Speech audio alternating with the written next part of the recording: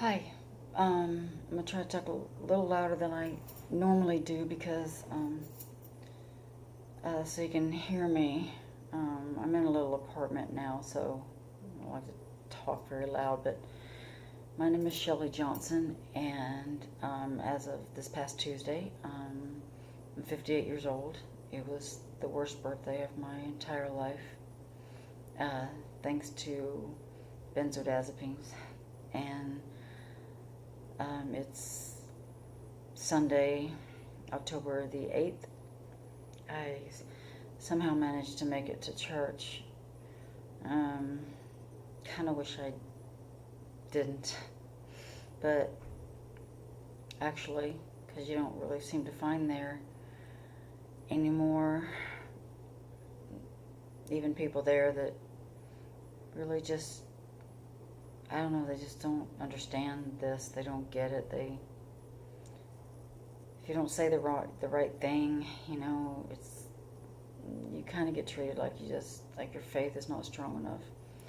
I've been a Christian for a long time. I even had a music ministry. It's what both my boys are involved in music ministry. They're very successful. One's 29, one's 25. Just had my first grandchild in December, but I don't see him much. I mean, life is not what you dreamed it would be at this point in your life. I should have been married right now. My fiance of 2 years basically abandoned me early this year after being very supportive in the beginning, and until he found out how long it was going to take really to get through this, and told me he just didn't think he could do it.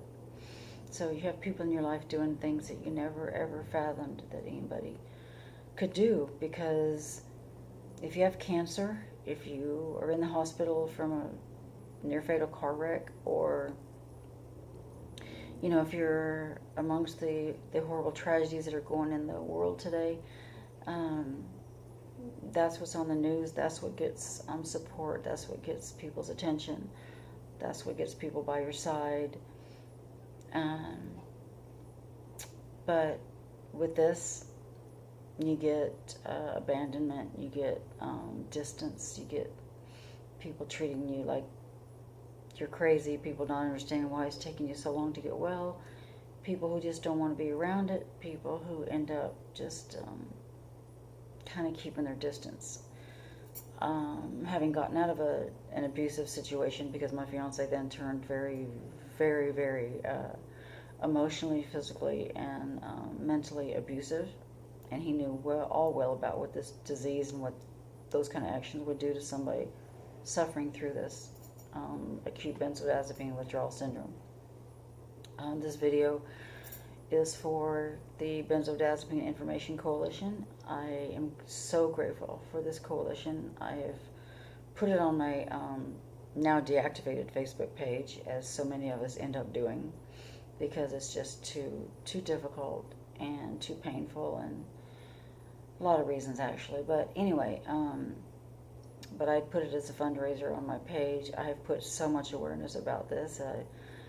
I've had a lot of people thank me for helping them, and if you Google or YouTube surviving benzodiazepine withdrawal hell, you'll find a lot of my videos. So I'll try not to go into a lot of detail as far as a lot of that, because it's all on there. I think my second, third video especially are very difficult to watch. I can't watch it because I basically was taken off, in 6 days after, at that time, 17 years of prescribed Klonopin taken as directed. And these detox centers it's unbelievable. They shouldn't be accepting benzo patients, I'm sorry. I was told that by a doctor as well. And if you're on Medicare like I am, because I had to go on disability, you're sent to behavioral centers. I've been to several of those too before I knew what was happening to me, because it began about 4 years ago, actually, when things started really getting out of control, and you don't know what's happening, you don't know why, and you just know that you had become kind of this monster. If people videoed you, you could make a horror movie out of it. Just you alone. And so you're sent to hospital after hospital, antipsychotic drugs, mood disorder drugs, diagnosis of bipolar disorder or traits of bipolar 2, as my last psychiatrist of 2 years told me, and who had me on everything you can imagine. He also did 10 electroconvulsive shock treatments on me, and because I had basically lost control of my body, and you know, I mean, you guys know all the symptoms. They're they're like nothing you could ever have imagined in your wildest dreams, and nothing was working. And he basically gave up on me too, and he kept increasing my Klonopin up to 5 milligrams a day. I never took quite that much because it terrified me. For the first 14 years, I had never taken Klonopin except at night for sleep, and was up to 2 milligrams. Sometimes I would take a little bit more because I could never fall asleep. I was on Ambien too, and by then I was on Effexor. Another horrible drug and not easy to get off of. Even though my psychiatrist said, oh no, just quit taking that and take this one. No, I was having to open it up and count the beads, etc., which my fiance then was helping me do. And off of all of that stuff, because I now know I was having interdose withdrawals. And I had my fiance said, just start Googling everything you can about Klonopin, and because I said, I don't know what's happening. I take one, and with an hour later, because by this time I was having to take it during the daytime, and I would be out of control. And we found out, he was like, oh my gosh, check mark, all the symptoms. So we then knew, and that was, I don't know, so I guess probably around the spring of 2017, 2016, I guess. So that led to 2 detox centers in Florida over the summer, and that led to me coming back and just basically saying, I won't ever touch another one. And I had a whole bottle of Klonopin at home. My doctor wanted me back on it, and I was like, absolutely no way. It was beyond belief. Some of it is documented on video on YouTube, but it actually got so much worse than what is actually shown there, because by that time I couldn't video myself. I don't know how I did the videos that I did actually, but I wanted people to see it. I said, people have got to know this. People have got to see this happening. And begging people, like, if you're on this drug, try to get off. Just don't ever touch it if you've never touched it. I couldn't believe what was happening to me. I was a walking horror movie. I don't know how I survived. Except by the grace of God.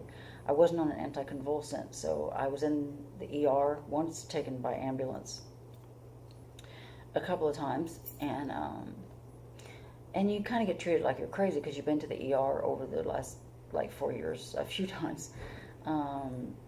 I did have 2 attempted suicides before I knew what was happening to me, because I had lost all control of my body. My mom and my youngest son at that time, who was about 21, was having to take care of me in shifts, and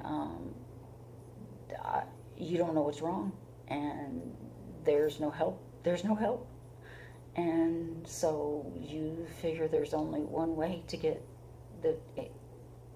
out, because it's an unimaginable horror, and so you do something that you have to live with, and that you have flashbacks about and all that.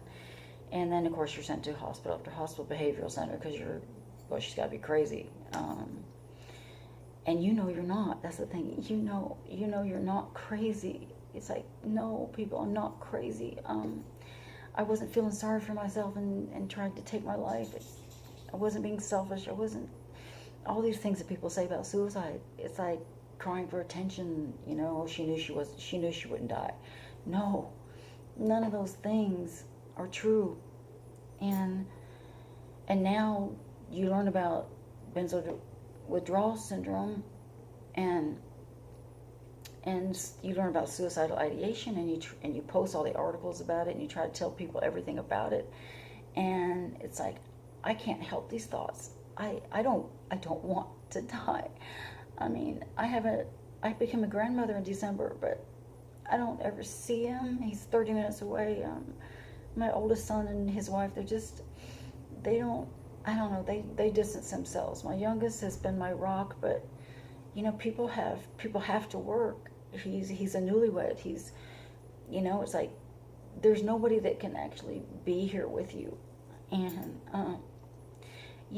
he does what he can, but everybody else is just, they flock like birds in the wintertime. It's like you can almost see them in the sky, whew, and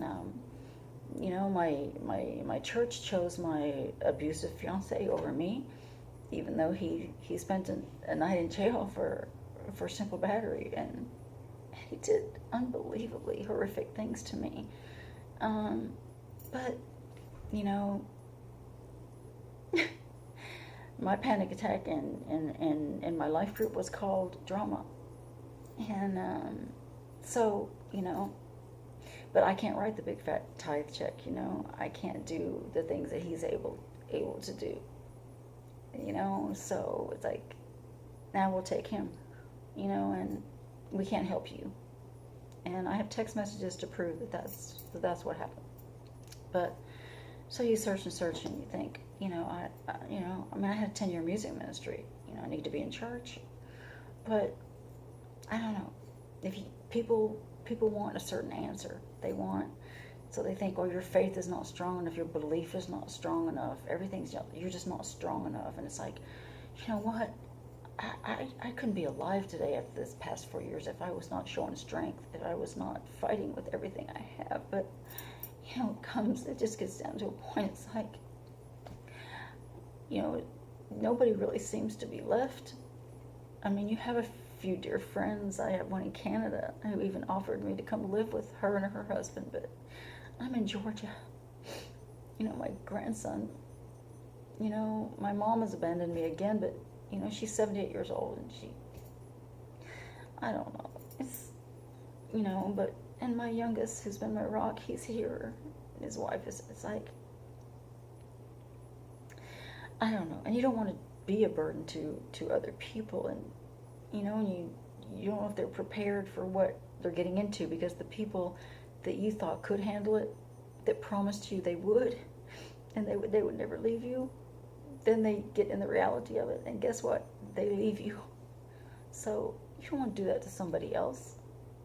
So, but anyway, if you watch kind of my first video and my last video, maybe really sums things up, I guess. There's one all the in-betweens, but I was put on Klonopin about 18 years ago now, and tried to go cold turkey. Didn't know I was supposed to be on an anticonvulsant like I am now, and that was last fall for 2 months. Oh my goodness, there's no words. You cannot put it into words. You just can't. The horror of it. That's why I wanted to video some of it, and how I didn't die. And finally, my mother told my fiance, she's going to die. She is going to die. You got to get her to take one.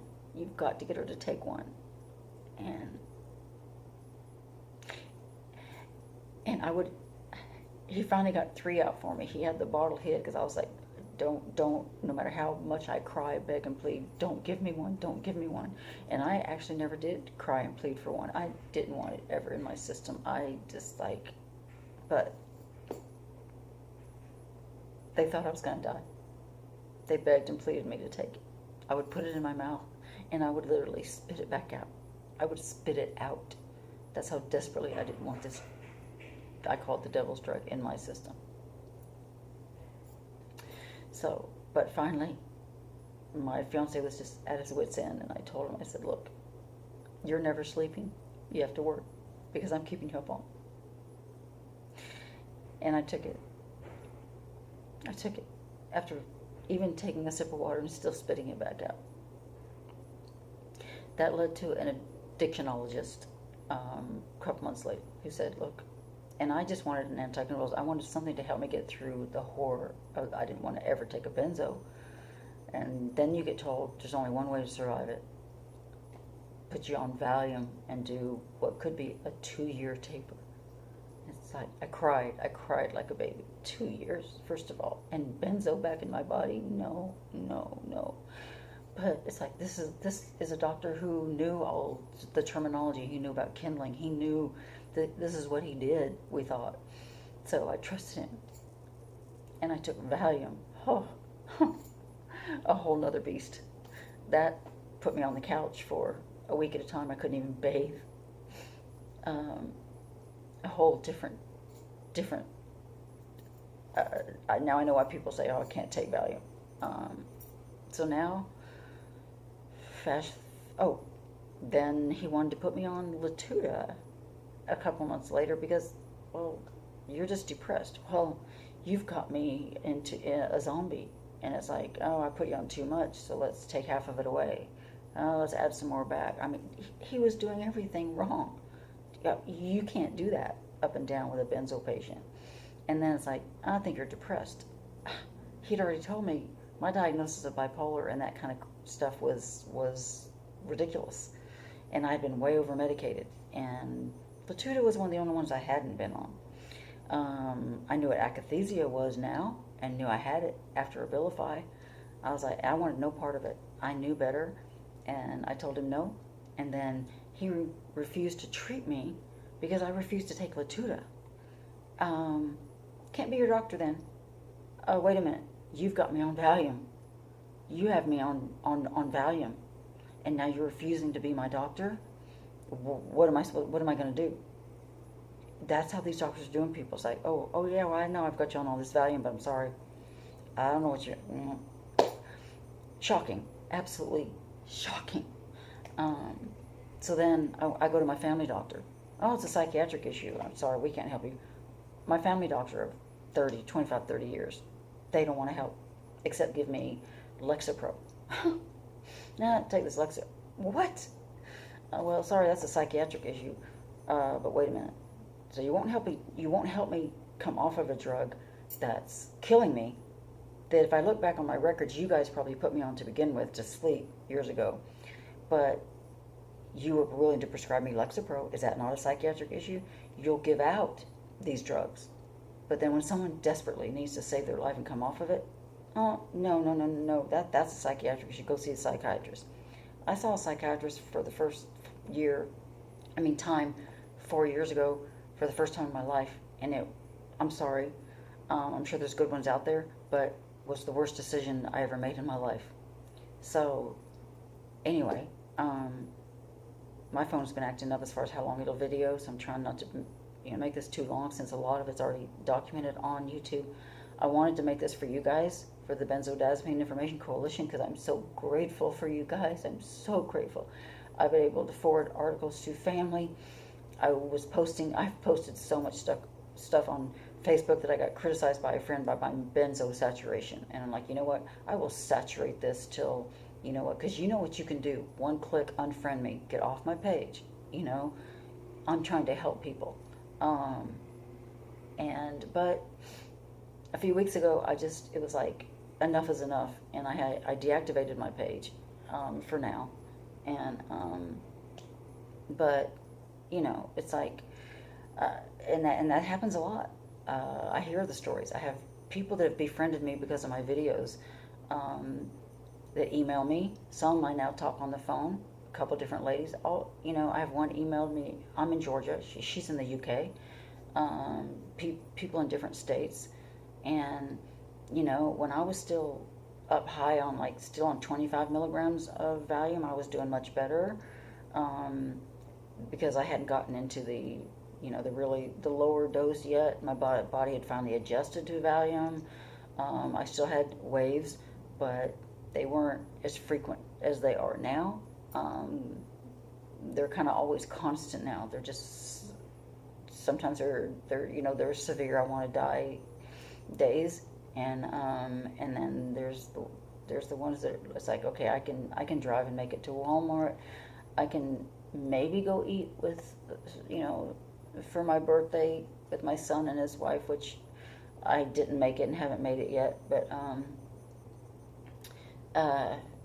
so but you're never even close to feeling normal, and when you have those waves, all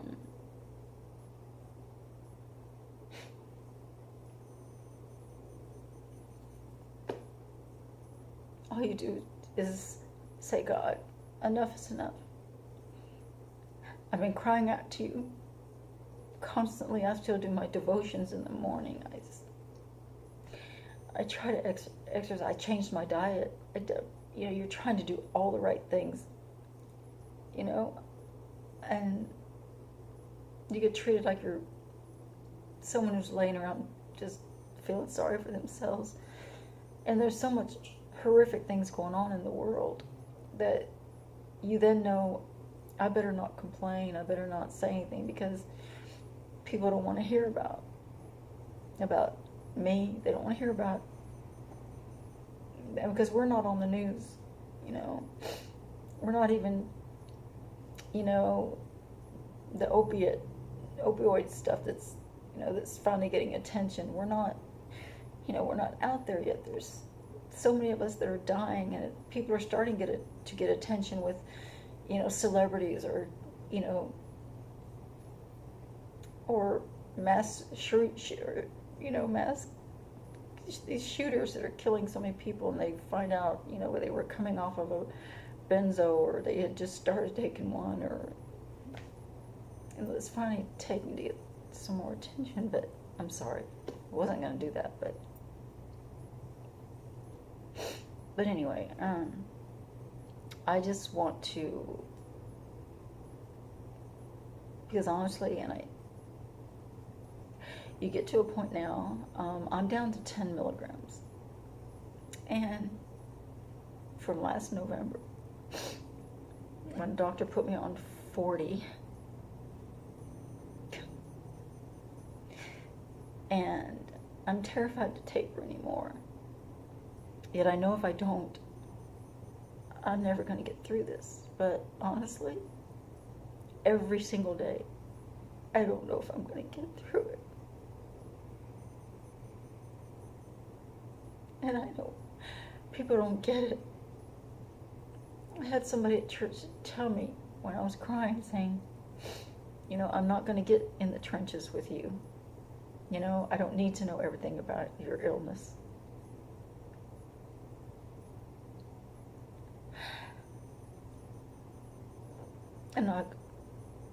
But I don't understand that. I don't understand that. That's all I'm asking people to do. Or maybe somebody show up at my apartment door. I had a really nice home, a beautiful car, all those things. And now I'm in this little apartment alone, day in and day out. I finally got me a little dog. I've never cursed God. I've never blamed God. I don't say why me as far as being sick, but I do say why me as far as the way people treat you. Why are people leaving? Why won't they try and understand more? Why won't they give us the same support as they give someone like my brother, who's been battling multiple myeloma for 2.5 years, but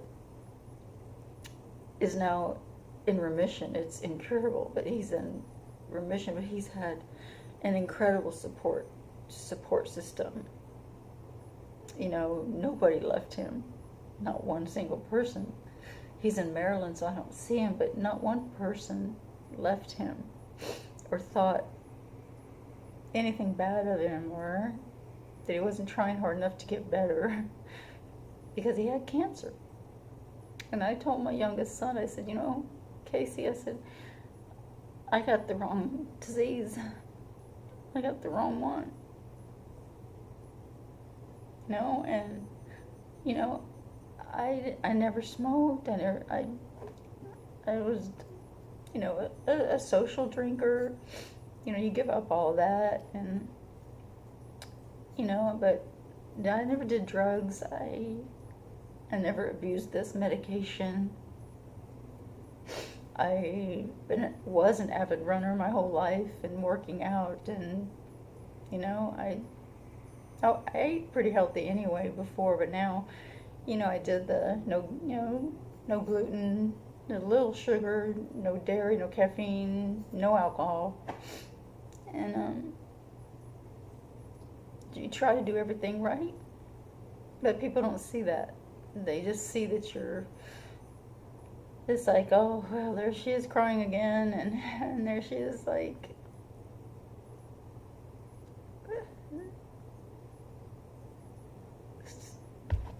it's frustrating. It's just frustrating. So frustrating. And I want people to know, I just want people to know that, first of all, I'm so thankful for the people that have given me support on my videos.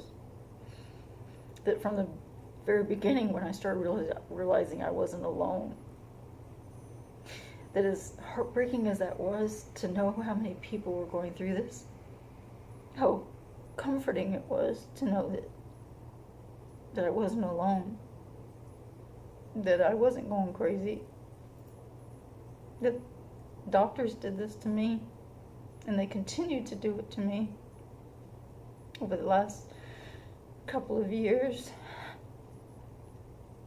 And I want to help, because honestly, I don't know tomorrow if I'm going to be here. Every single day you have these thoughts that you don't want to have, but you can't help it. They just come, and they're not selfish thoughts. They're just, you can't help it. It's and this is nothing. This is nothing, because on your worst days, you can't,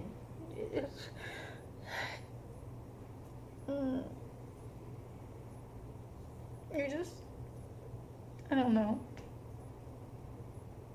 And you ramble, and you get distracted, and people get frustrated with that too. It's like, you're taking a long way around to get to a point, or you're talking an awful lot. Yeah, I know. I've always been very smart and skipped 11th grade, and like I say, singing and running was my passion, and I can't really do either anymore. I used to write songs and record.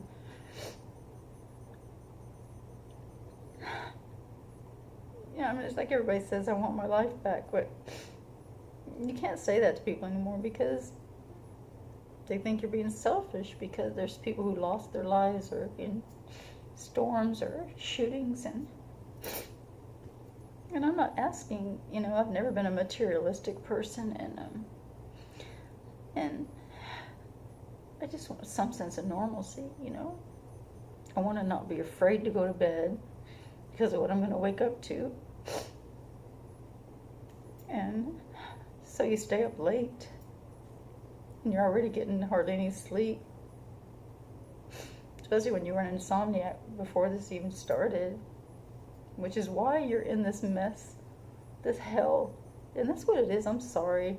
It's a hell. It's like, I believe in heaven and hell, and I can't imagine that even hell is any worse than this. You feel like your mind, when you get this low in your taper, you really start feeling like, oh my gosh, what's happening in my brain? What's happening? You do feel like, you're not crazy, but you do feel like your mind is like slipping away from you. And then you add all the other symptoms. They're not as horrific now as when I went cold turkey. That had the my flesh felt it like it was burning off my skin. I felt like there was millions and millions of ants running through my body. I would pace for 12, 13, 14 hours at a time. I could never sit down. I would literally scream and holler. I mean, like a person out of, One Flew Over the Cuckoo's Nest or something. It was, and that's just for starters, It's like, how does this exist? How is this my life? How did this happen? It's like, I can sit here all day and say, well, I don't deserve this, and I'm not that type of person, but I didn't deserve doctors to do this to me, is what I didn't deserve. It's not that I didn't deserve to get sick. Nobody deserves to get sick. This kind of sick. But they deserve to have doctors who know what they're doing, who will tell them, look. In fact, I'll put it this way. A girl that I speak to in Arkansas who befriended me, who's going through this same nightmare, she said, Shelley, if years ago doctors had told us, you're going to be able to sleep like a baby, you're going to have years of possible just bliss, and things are going to seem great, and but years down the road, you're going to go through this unimaginable hell that you never even thought possible. She said, would we ever have taken that first pill? If we had any idea? And of course not. Of course not.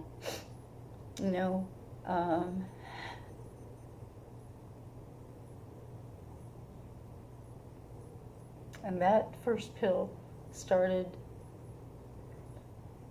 my world as it is now, at a time in my life where I should be having the best time of my life, traveling, being happy, being married, enjoying being a grandmother, and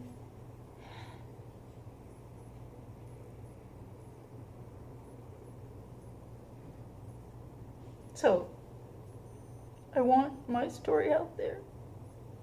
I want to help my grandson's generation to hopefully grow up where a benzodiazepine is never on a prescription pad. Because personally, I don't think it should be. An emergency Ativan shot, which I would refuse them, but, to save a life or something, that's one thing. But written on a prescription pad, there's so many other choices.